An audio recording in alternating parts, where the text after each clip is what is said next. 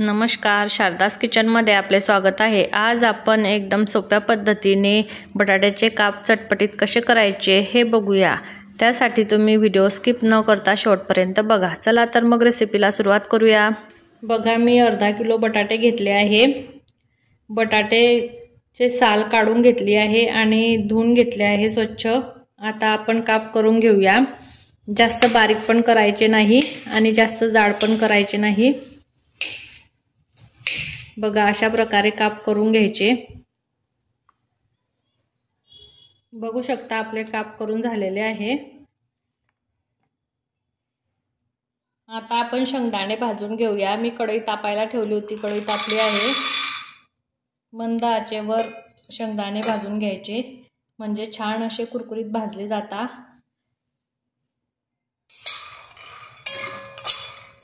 बघा, आपले शेंगदाणे भाजून झाले आहे।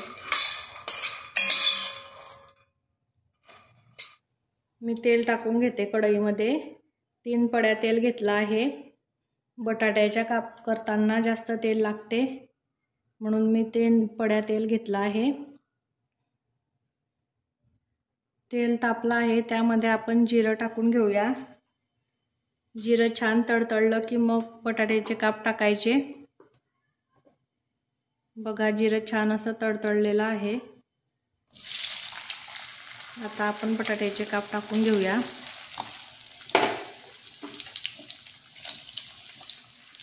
बघा, व्यवस्थित असे परतून घ्यायचे, म्हणजे दोघं साइडने काप शिजले जातील।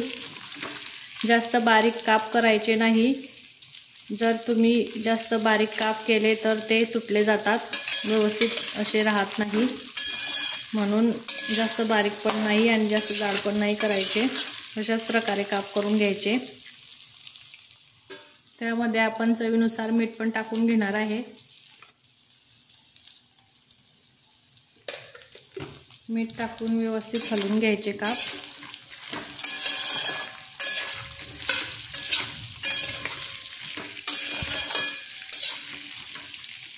काप छान असे वाफवले आहे की नाही, बघू शकता किती छान असे वाफवले आहे।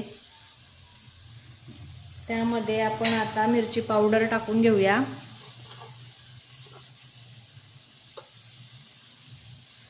दोन चमचे मिरची पावडर, हळद आणि व्यवस्थित परतून घेऊया।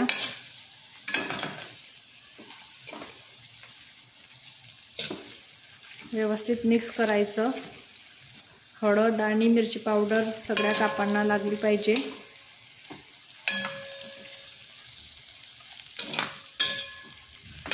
हे काप खायला खूप छान लागतात, तुम्ही पण नक्की ट्राय करून बघा। त्यामध्ये आपण लिंबू सुद्धा टाकणार आहे।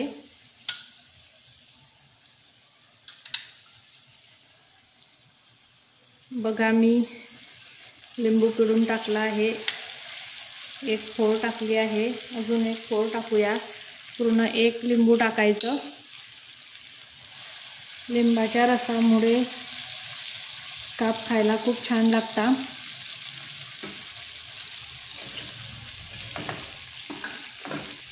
आणि व्यवस्थित परतून घ्यायचं।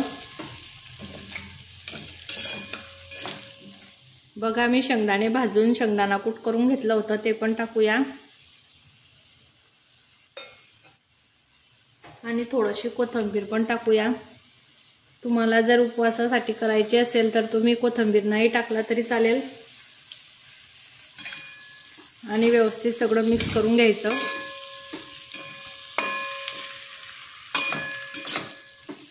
साबुदाणा खाऊन कंटाळले असाल तर तुम्ही अशा प्रकारे काप करून बघा, तुम्हाला नक्की आवडतील।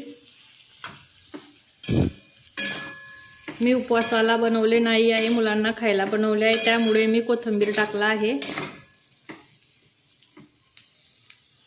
बघू शकता किती छान असे काप झाले आहे।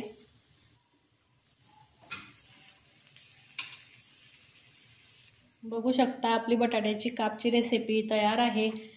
ही बटाट्याची कापची रेसिपी तुम्ही जर 1 वेळा केली तर मुलं तुम्हाला परत परत करायला लावतील, इतकी छान अशी रेसिपी होते।